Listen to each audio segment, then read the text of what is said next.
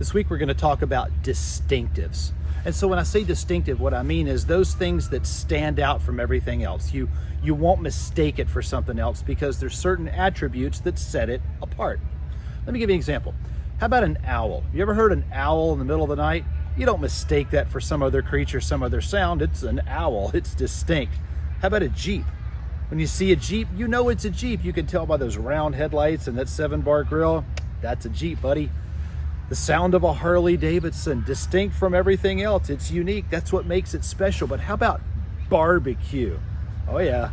If you travel around the United States of America, you find out that there are distinct barbecue tastes in different regions. There's that Carolina Gold, love it. You move over into Tennessee and you get the dry rubs, and Texas the mesquite. But the point is they are distinct from each other and they always let you know where you are. They're not like the others. So as we get ready to talk about that, the way it relates to the Christian life and Scripture, let me ask you this. In your group, can you think of any things that are distinct that I haven't mentioned so far?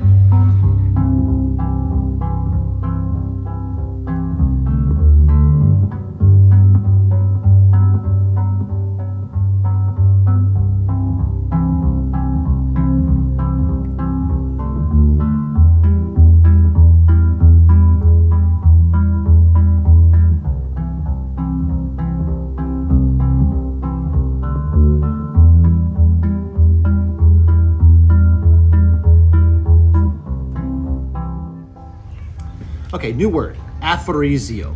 Aphorisio is the Greek word that you hear in Scripture translated, be ye separate. Let me tell you where you hear it. In 2 Corinthians, in Revelation, and in Isaiah.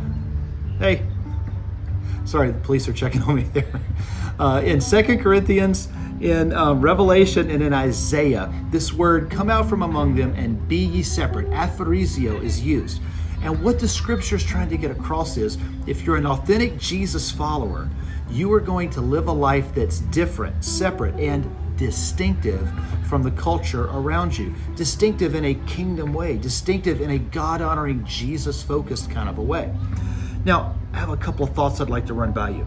First of all, if we're not distinguished from culture by our Christian values, then what happens is we simply acclimate into culture, sharing culture's values.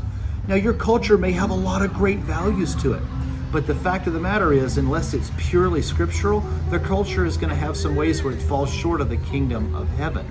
Remember the rich young ruler? He came to Jesus and he touted all the great things he had done well. And Jesus said, you've done well in all of these things, but now I want you to go do this. I want you to give all that you have to the poor and come follow me. In his culture, his wealth was a symbol to everybody else that he must be doing a good job following God. And that's what Jesus called him out on. Be distinctive, be aphorisio, be separate. Now let me draw your attention to a couple of verses. In Romans chapter 12, verse 1, it reads like this. I urge you, brothers and sisters, by the mercies of God, to set yourselves apart as a living sacrifice, holy and well-pleasing to God. This is your logical act of worship. He calls aphorisio, or being separate, or living the Christian life, an act of worship. Now remember last week we talked about Emerson's quote, that all of us worship something. Here's what it's saying. If you're living a life that's holy and godly, you're worshiping God through that lifestyle. This officer is going to come over here in a minute, I'm sure. The second verse comes from James chapter 1, verse 27. I'm just filming, I promise. Yep. I'm a pastor. Not a teacher, just a pastor. James chapter 1, verse 27, and chapter 2, verse 17, it says this. Pure and genuine religion in the sight of God the Father means, among other things, refusing to let the world corrupt you. So you see, faith by itself isn't good enough. Unless it produces good deeds, this faith is lifeless and useless. So the bottom line in this aphorisio is the distinctly Christian lifestyle is a lifestyle of worship that is useful in the furthering of God's kingdom. If we totally acclimate to our culture, there's nothing special or distinct about us. Check it out, I had a few examples. Good deeds, distinct Christian behavior looks like this from Scripture. It's caring for the widows and the orphans among us. It's letting our yes be yes and our no be no. Distinctive Christian behavior is abstaining from drunkenness. It's not being greedy money lovers. Being distinctly Christian means that we're not participating in sexual behavior that's contrary to God's plan. It means we're clothing the naked, feeding the hungry, visiting the imprisoned. Friends, it's doing justice, loving mercy, and walking humbly before our God. That's the aporizio Christian lifestyle, separate from what our world may value. Now, here's where it gets interesting. The world may do some of those things. They may feed the hungry or push for justice and love mercy, but their motivations are very different. And in time, because their motivations are different, the reward sought will be different, and the behaviors will eventually change. But when we're consistently Jesus followers, that separateness about us will be consistent, and it will be long running. We'll do it our whole lives. Imagine, if you would, if Christians down through the centuries had always been faithfully separate from the world's culture and faithful to God's culture, the culture of Scripture. Imagine the impact we could have had on history.